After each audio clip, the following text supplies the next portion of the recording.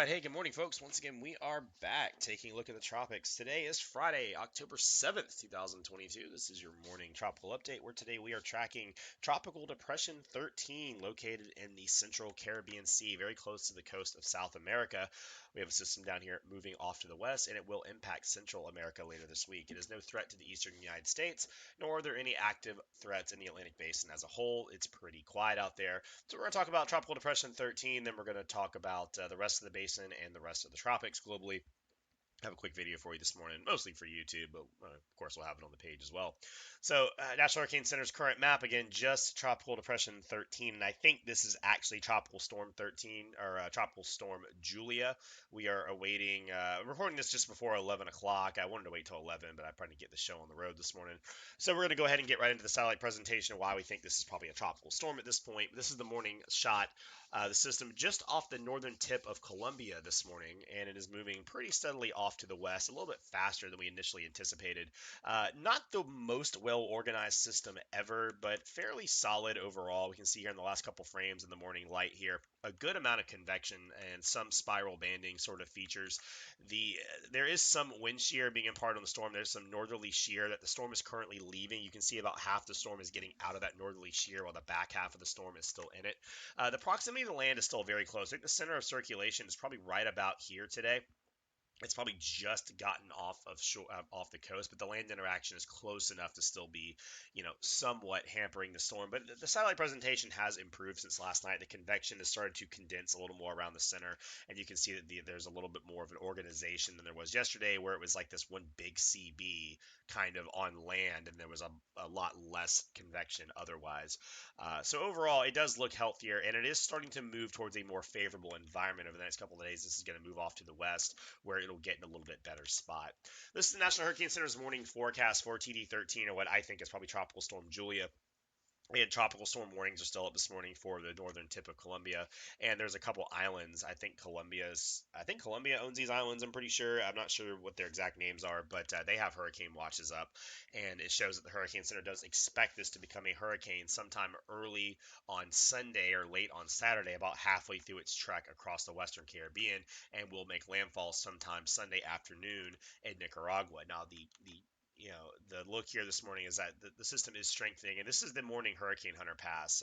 We'll go ahead and refresh this. So they're probably going to take another stab through the center right here in the next few hours. But we can see this morning pass found a central pressure of 1,002 millibars. That's really low for a tropical depression. This is very likely a tropical storm. There is a clear, defined low-level center right here. That's a pretty good indication of low-level center if we've ever seen one. We'll have to see on the winds on the backside, because they're kind of finding some light winds over here. So we could have more than one center, but assuming this pass looks like this pass does, it's very likely this is a tropical storm. We're finding wind speeds over 45 miles per hour in a few different spots in the morning. Sort of output from the plane's flight through shows that drop in pressure corresponding with flight level winds of around 35, 45 knots on both sides, and the SFMR readings are pushing 35 knots in some cases, which would be 40 miles an hour, which would make this a tropical storm. So I think the Hurricane Center would likely make this a tropical storm at 11 a.m., and Julia would be the next name on the list. So the overall track of 13, or Julia, is very straightforward. There's not going to be much changes in track, unlike the forecast of Ian or Fiona or something. We don't have any big complicated upper level interactions here. We are looking at GFS models showing this big ridge of high pressure nosing in through the Gulf of Mexico, and this is going to keep 13, or Julia, moving on a due west track throughout landfall. Notice how this pattern in the next couple of days does not change. An upper trough sits over the eastern U.S. The ridge of high pressure noses in right here, and this high basically keeps the system moving to the west. There is little variance in track. All of our models are locking in on the central north Nicaraguan coastline, and the GFS and Euro ensembles almost all exclusively landfall. There are a couple, gain a little bit of latitude, but they're mostly outliers. And it looks like Nicaragua is almost certainly going to get this storm head on. We talk about forecast track.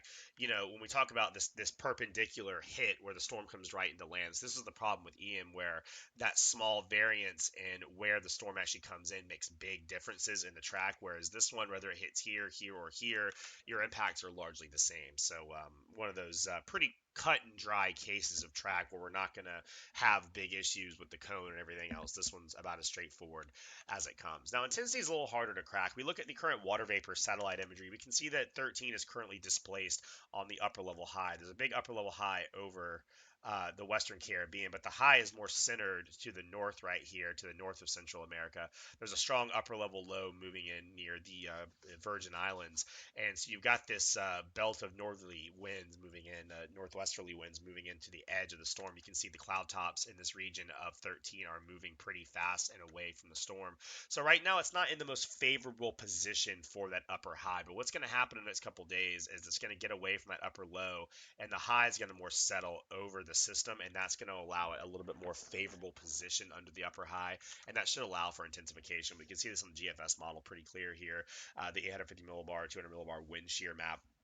You see the upper low right here and the kind of high sort of being displaced, putting that unfavorable wind shear over 13. As we go into Saturday, we get the storm moving out into the central part of the Western Caribbean, and now we've got this more upper level anticyclonic flow aloft. This is going to improve the outflow on the storm, and it's going to allow the thunderstorms to breathe more, and it's going to decrease the wind shear on 13, which should allow for a steady intensification thereafter. In fact, this becomes pretty favorable by Sunday, where we get closer to the coast and the wind shear profile improves even more, and the storm is now centered directly under this upper high over the storm, and it looks like the best opportunity for strengthening is going to be that last 12 to 18 hours before landfall, where conditions improve the most. Moisture won't be a problem for 13 over the rest of its track.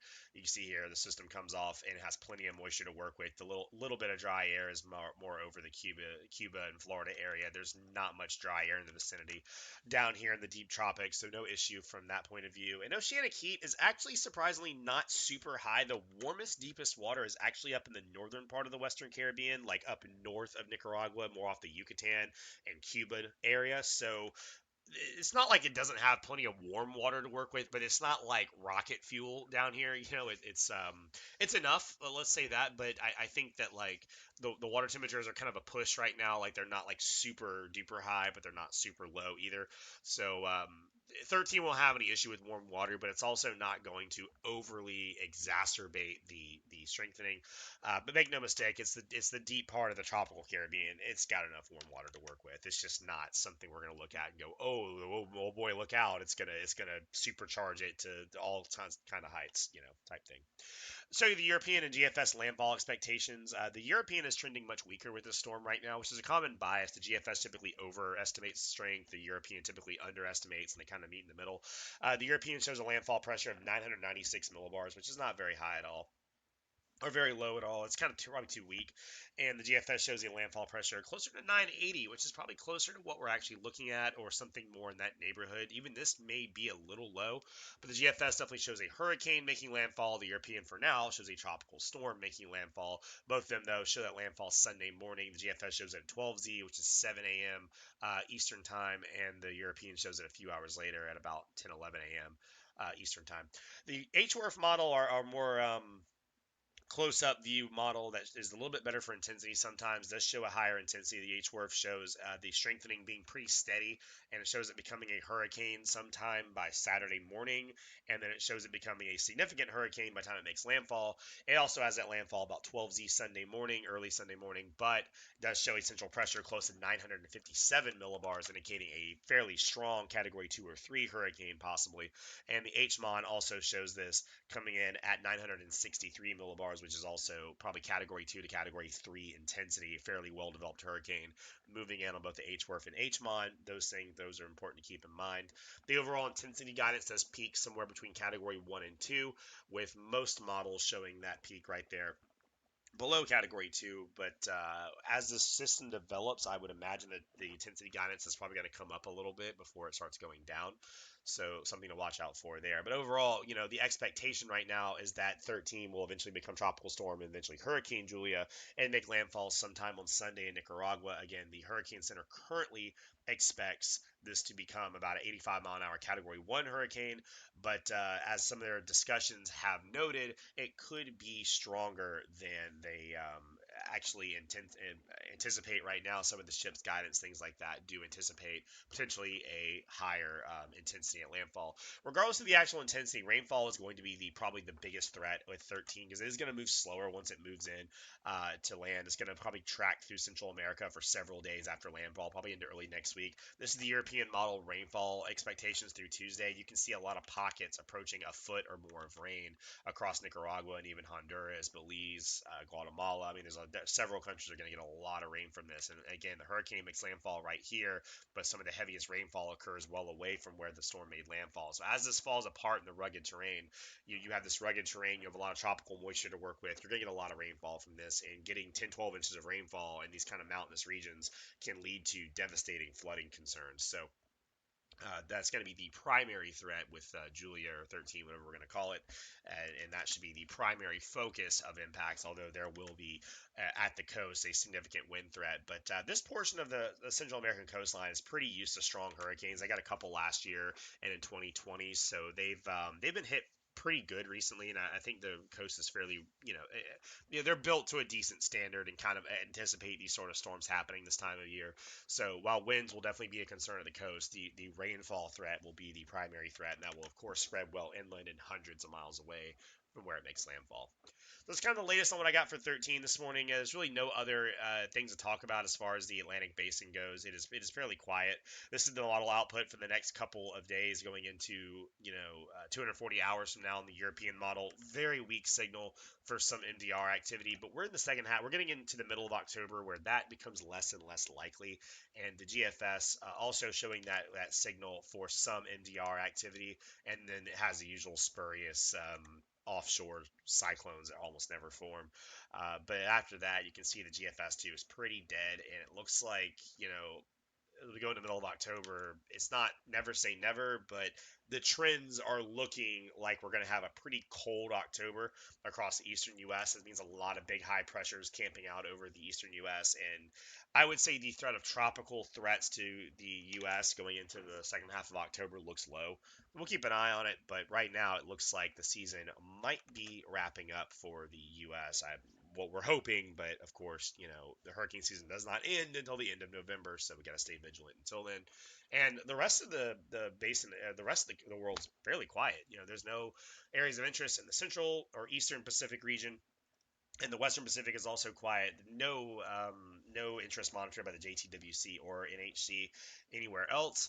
And there's a very weak tropical cyclone that formed in the southern Indian Ocean that's moving south and will not impact land. So that's the latest I got for you guys in the tropics this morning. Again, folks in Central America, especially Nicaragua, need to keep a close eye on what is probably going to be Tropical Storm Julia or Hurricane Julia through the weekend. And otherwise, looks like it's pretty quiet overall. So that's what I got for you guys this morning on Tropical Update. As always, thanks for watching and have a good one.